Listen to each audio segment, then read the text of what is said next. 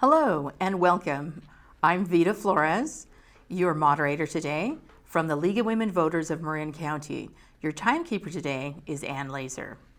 There are 5 candidates running for 3 seats with a 4-year term on the Marinwood Community Service District. They are Leah Elizabeth Kleinman Green, Jeffrey Naylor, Stephen Nessel, Isabella Perry, Terry Ann Reed. Stephen Nessel is unable to attend. I will now read a short statement from the candidate. I am Stephen Nessel, and I want to serve you on the Marinwood CDC. We have great schools, lots of open space, and friendly small town feel while being close to the city. My family and I love Marinwood, Lucas Valley. I want to serve you to support our great parks and fire service. Keep our Marinwood CDC financially strong and our facilities modern and well-maintained. I will commit to transparent government and encourage community involvement in civic affairs and volunteer activities. I will encourage capital planning and proper maintenance of park facilities. As your representative, I want to hear from you and promise to report regularly on issues that face our community. Marinwood Lucas Valley may be hosting nearly 1,000 nonprofit housing units with bonus densities as outlined in the latest Marin County housing element. This will strain our resources and revenues. We must plan long-term for our parks, recreation, and fire service. I will strive to make our community healthy and vibrant for all. Our community is what we make it. Let's build a beautiful future together. The candidates have been invited to make opening statements of 2 minutes. We'll begin with Leah Elizabeth Kleinman Green, Jeffrey Naylor, Isabella Perry, and Terry Ann Reed. My name is Leah Kleinman Green, and I have lived in Marinwood for 10 years. I have served on the Marinwood Board of Directors for 4 years, from 2009 until 2013. And previously, I was on the Park and Rec Commission and served as the chair before moving up to the board.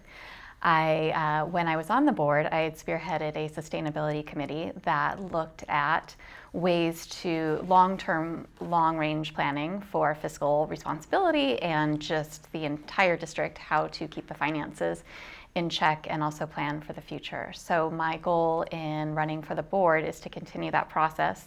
Many of the recommendations that we made as a sustainability committee have been implemented on the park and recreation side, and now what I would like to focus on is the fire department side and how to best look at all the different possibilities that we have in terms of long-range planning for Marinwood.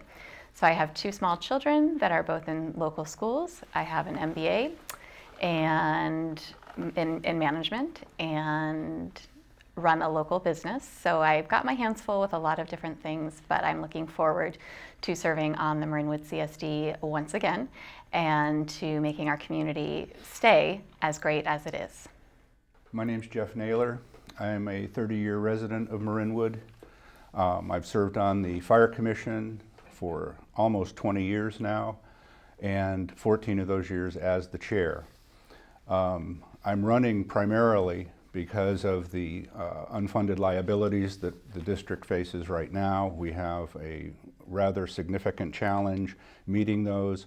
As Leah just stated, we've had a sustainability committee make recommendations about how we could save money in order to meet those obligations. We have initiated some of those changes, but not all. So there's a great deal of work that we need to do to understand how we are going to fund those, either through increases of revenue or, again, decreases in expenses.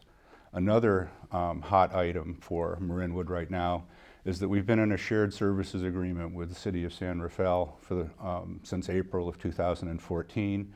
The primary benefit to Marinwood was to finally get paramedic service on our trucks for the citizens both in Marinwood, Upper Lucas Valley Estates, and the northern part of San Rafael, which we also serve. We have yet to realize that promise. I'm going to do everything I can to make sure that we get paramedics on the trucks as soon as possible, and have recently met with the fire chief to initiate a succession plan so that we can plan that and get those paramedics on our trucks. One of the things that I'd like to also add is that this board that's coming in needs to be very, very focused on these two issues, primarily the sustainability issue, and not find ourselves diverted on initiatives that the district has no authority to be over. Thank you. Thank you. My name is Isabella Perry. I've been Marinwood resident since 2009. I have a Bachelor of Business Administration from City University of New York and a Master's of Public Administration from NYU. The reason I'm running is because I believe I have the education and experience to deliver the maximum level of service to our community at the most efficient level possible. I would like to focus on long-term financial stability, fund long-term liabilities, capital improvements, and operating reserves.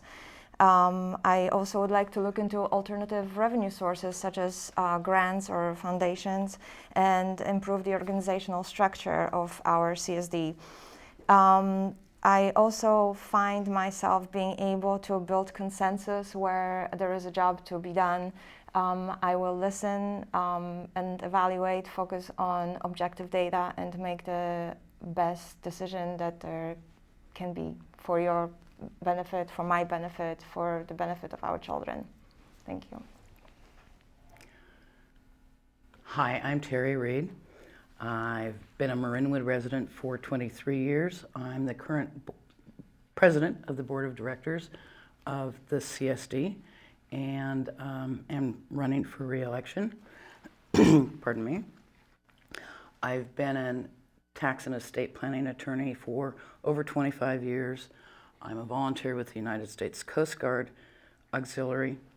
I have a bachelor's in economics from University of Puget Sound, a Juris Doctor from Seattle University, and a Master's of Tax Law from Golden Gate University.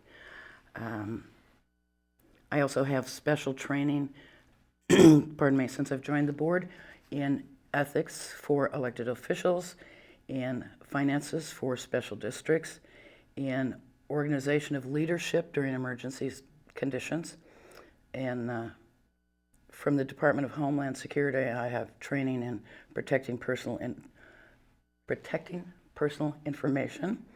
I've participated in Fire Ops 101, put on by the firefighters in Marin County twice, and taken the seminar Fire Marin.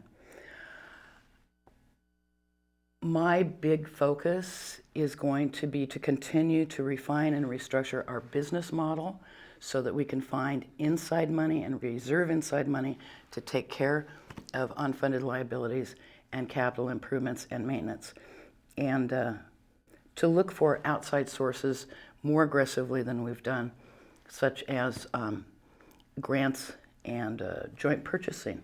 And I hope you send me back to continue doing the good job I've been trying to do. Thank you. Thank you.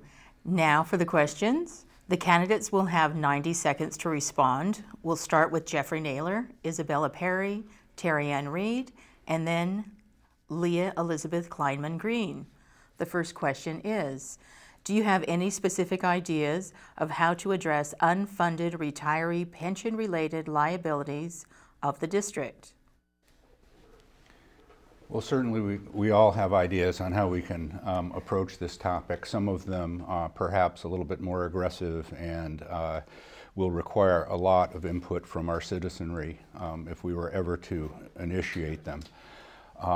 There have been discussions of what we could do with the fire service. The fire service is obviously the most expensive of the functions that we support.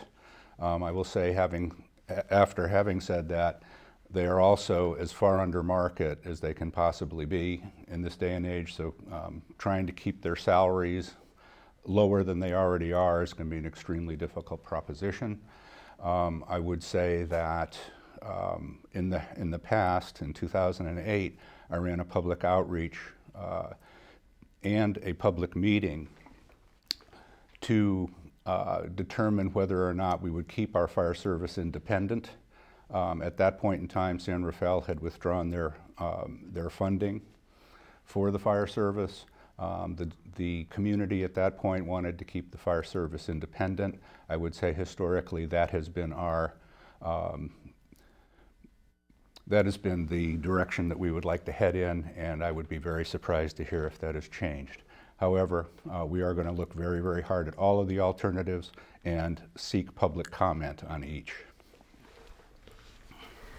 So, whereas pensions is definitely an issue, our primary focus currently should be what's called an OPEB liability, other than pension, employee benefits.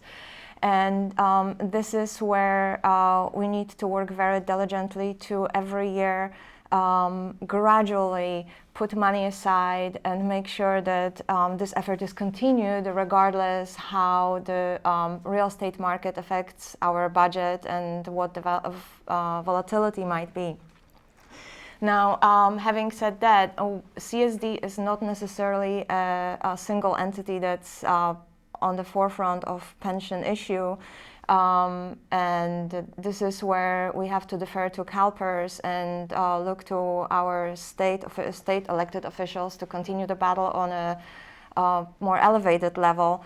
Again, ours is a very local entity, and we have very limited control over pension at large or the ever-increasing healthcare costs that the entire nation is fighting with.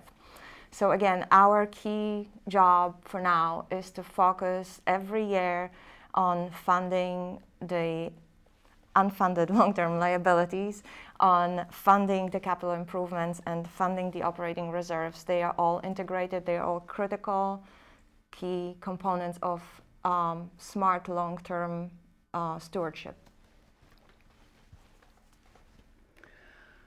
My primary focus in the past and continuing forward is to, again, refine and restructure our business model so that we can free up funds from within, as well as looking for outside funding sources in order to deal with such issues as unfunded pension and OPEB problems. Our unfunded pension, incidentally, is and has been for a long time. It's in our budget, it's in our forecasted and projected budgets. We're dealing with that in an orderly manner. The OPEB liabilities, retaining our fabulous staff on both sides of the house. Those are huge issues, and we need money to do it, and I don't want to have to increase taxes or start new ones. If we can create the money by restructuring from within and by finding more outside funding sources, I think that'd be marvelous. And again, we have incredible staff and programs and services, and we've developed people, and they've developed and grown with us, and we want to keep them, and we want to treat them all fairly. So I agree with many of the things that the other candidates have said, and I would just add that in addition to making sure that on an annual basis within each budget that we are funding those unfunded liabilities and setting the money aside, there's the micro issues that, shifting the burden of some of the things like healthcare costs or some of the benefits onto employees. I think that needs to be looked at, and that process it had started a few years ago and then sort of stopped. And I think that being able to address that on an ongoing and continuing basis and to have that conversation with staff, because that's the way that so many other organizations and corporations are heading. And I think on a larger picture, looking at the structure of the business model, looking at the side of the fire department to see how we can structure, there's the employment contracts, but there's also just, do we need an independent fire station, and can we afford that? And do our citizens want to pay for that? And are they willing to pay for that? Thank you. Thank you. Question number 2 will be directed at Isabella Perry. Currently, Marinwood Fire has a mutual aid agreement with San Rafael Fire. what are your ideas for improving shared services?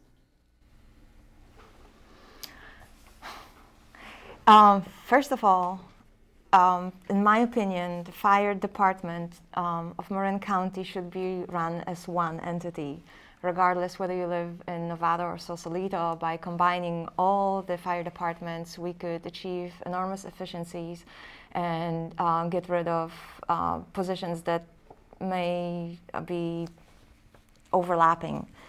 In our case, our history with San Rafael has been very interesting. I hope that with Chief Gray in position and our Chief Roach, we can build on this relationship and make it better. However, we would not be taking the fiduciary duty to our residents seriously enough if we had not explored any other potential cooperation, such as with the county fire, Nevada fire. It's in our best interest to make the fire service delivery as efficient as possible and make sure that our residents are getting the benefits that they are paying for, and one of them is the paramedic service. We really have to focus on delivering this benefit. It's been way too long, it's way overdue. It should be our top priority for now.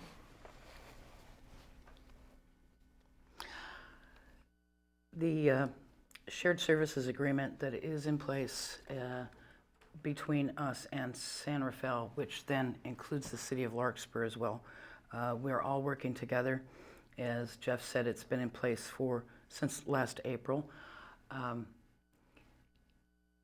It is an organized and orderly and fiscally responsible, wonderful situation as it exists, and it is a step forward in the decades-long cooperation and collegiality between San Rafael and Marinwood, and is a step that is being taken, has been taken, or is in the process of being taken by many other local fire departments. An orderly progression towards regionalization of fire services. Yes, the county has many duplicated leadership positions that are not all necessary, but we have so many different tax bases and so many different organizations and legal structures involved in our various fire departments that it's not something that we can just say, oh, well, let's do it. It's something Damon Connolly and I were on a committee and examined at length some years ago, and it is definitely a worthy goal, and we're moving toward it in a very, very responsible and forward-looking means.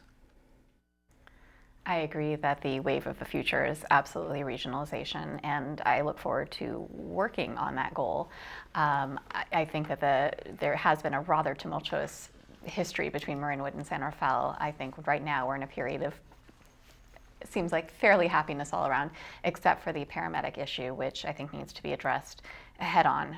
It's been danced around for years with various, and the end result is that Marinwood residents are being unserved and are not receiving the paramedics that they are paying for. And I think we need to make this a top priority, and that is absolutely something that can be improved on in the shared services agreement.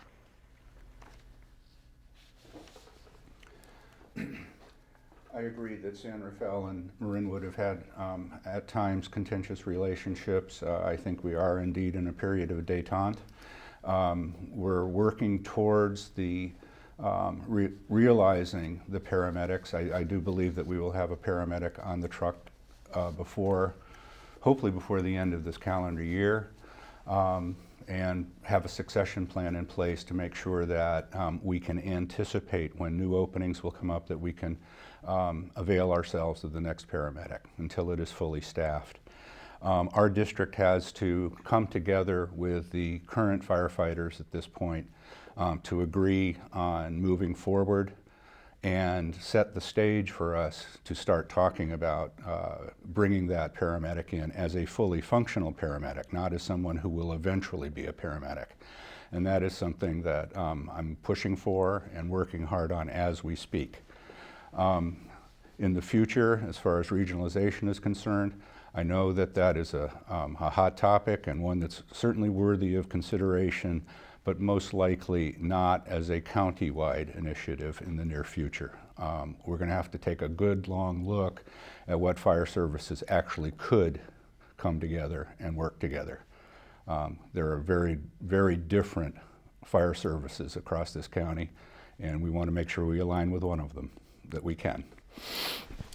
Terry Ann Reed will begin the next question. What are your thoughts about the long-term fiscal viability and financial sustainability of the district? I believe that our Marinwood's long-term fiscal sustainability and feasibility are excellent as long as we have a board that pays attention to our tax base, which is very limited. We receive only property and special taxes. We are ineligible ever to receive sales taxes, so that is not a potential fiscal source for us ever. We need to pay attention to the needs and desires of our community that fund our processes, and as long as we keep doing things the way we've been doing them for a very long time, as our auditors have said consistently, we're in good shape. We're managing the resources that we have. We're providing an excellent level of services within that fiscal structure, and we continue to seek to improve and enhance our fiscal situation. I think that the CSD is in a good position. I think that the position can be better, and I think what can so often happen is the board only meets once a month, and often there are all sorts of little emergencies and things that and other points of focus that take the board's attention away from the long-range planning. And so I think that the next board needs to really, really laser focus on the long-range planning and not get distracted by the day-to-day tasks of the board and the emergencies that do come up and will come up. That's why I think it's important to have a separate committee that is looking, like the Sustainability Committee, can have any name it wants, but there needs to be a focus and a reporting on a monthly or whatever quarterly basis that the board decides to be addressing these long-range issues. And I think that with care and attention, and as long as the board stays focused on it and doesn't let it get caught up in politics or personality disputes or anything else, I think the board has an excellent chance of the long-term fiscal responsibility for Marinwood. Thank you. Yes, I'd like to build on Leah's comments. I believe that, first of all, we do have a challenge with long-term liabilities. There is no doubt about it. This is not something that's going to fix itself. I believe that creation of an ad hoc committee, which could be comprised of as many as 2 board members, as well as perhaps commissioners, and also, euphemism, the village elders, several of whom I have talked to, who are willing to serve on a community district committee to look at this issue, and not only to find out options, but first to really get a good handle on what the issue is. Let's make sure we understand what our objective is and how big it is before we start looking at options.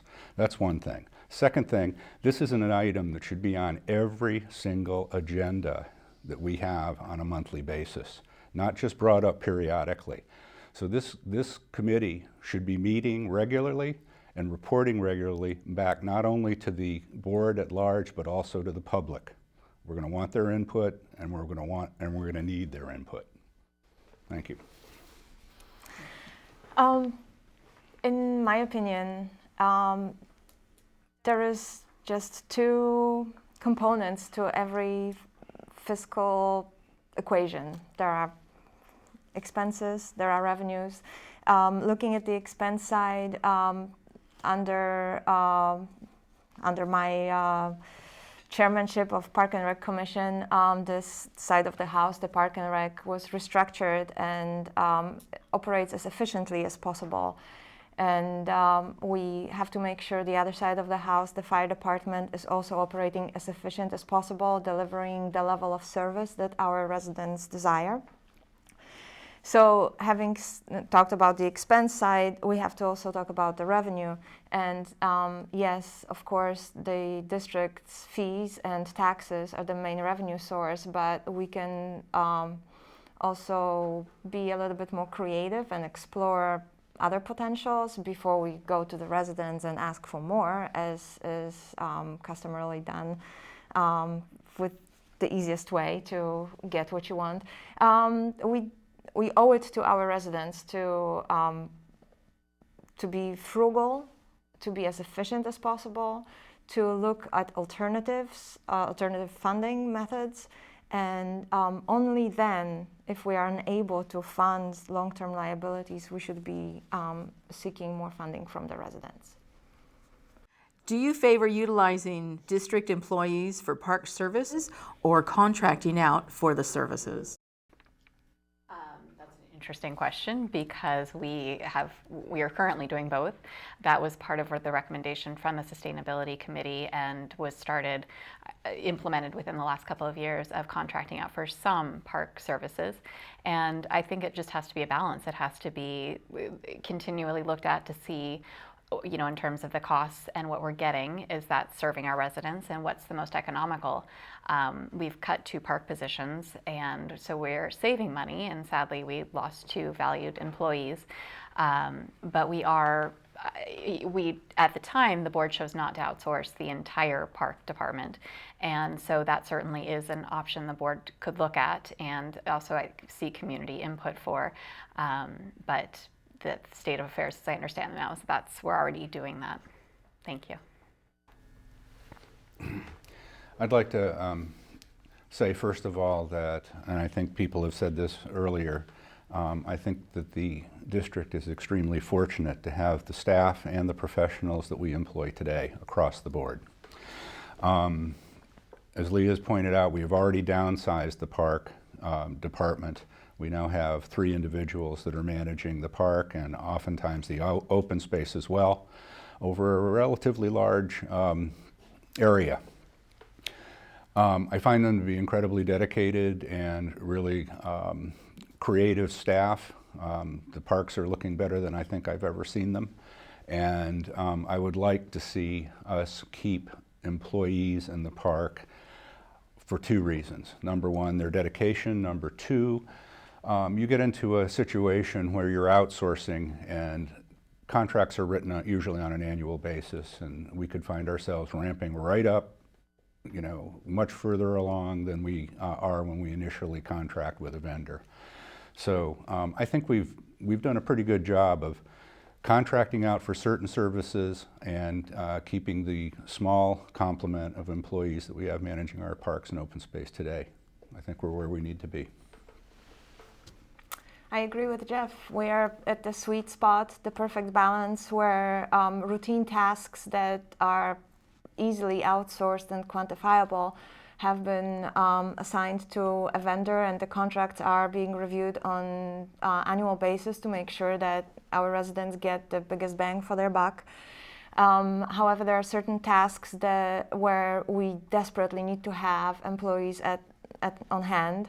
And we've been fortunate to have a fabulous group of people working for us, and they are not staying for the money because the money is not there.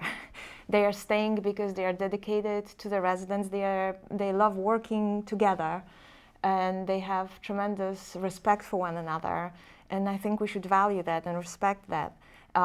We're very grateful to our park staff who, under new leadership of Shane DeMarta, truly blossomed and transformed our parks to a beautiful space, setting their bars yet higher, and hopefully maintaining the quality for years to come. I would not be changing this balance at all. We have bigger fish to fry. We have more important things to focus on.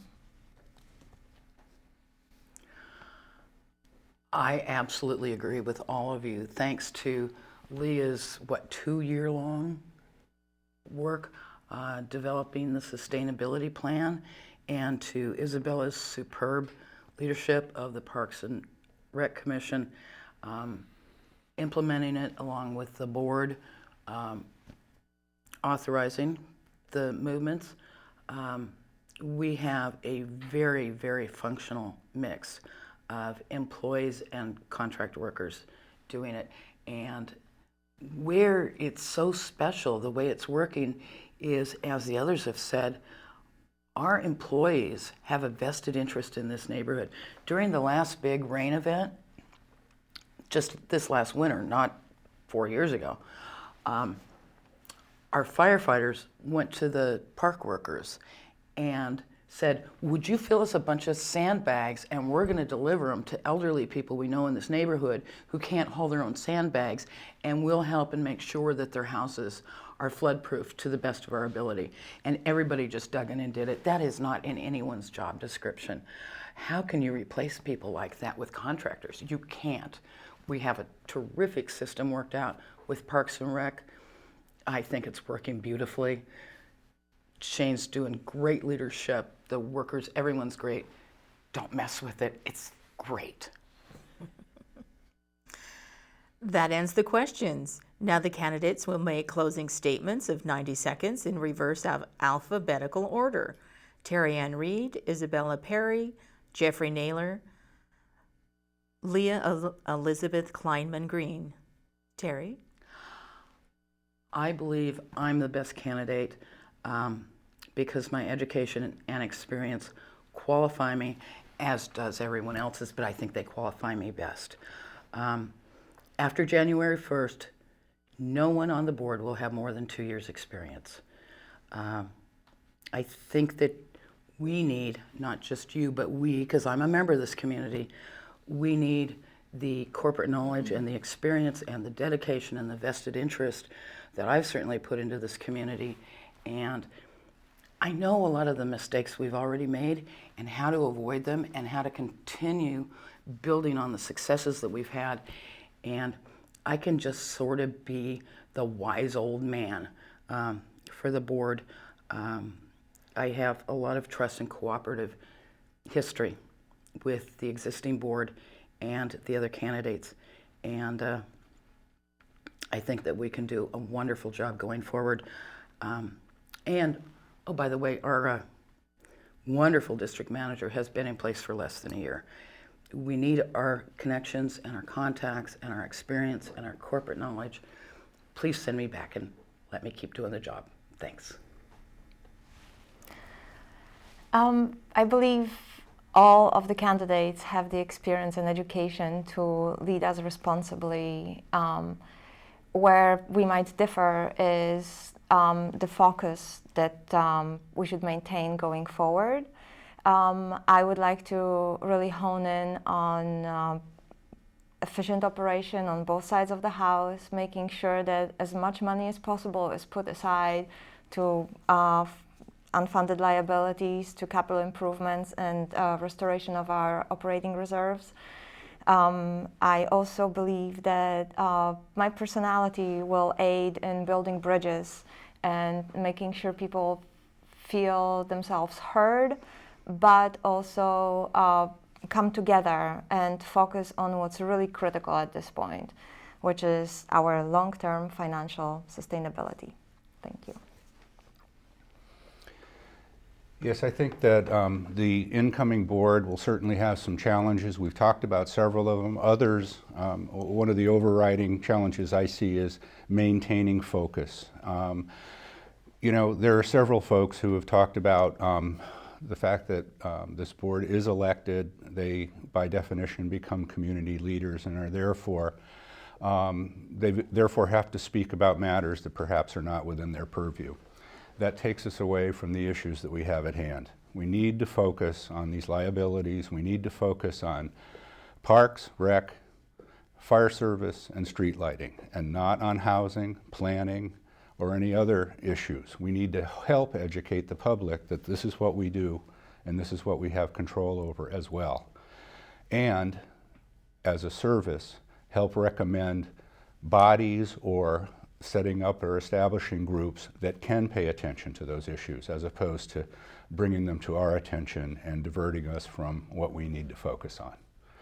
I intend to try and educate folks as much as I possibly can if I am elected to this board, and to focus on those things that we need to pay attention to. Thank you.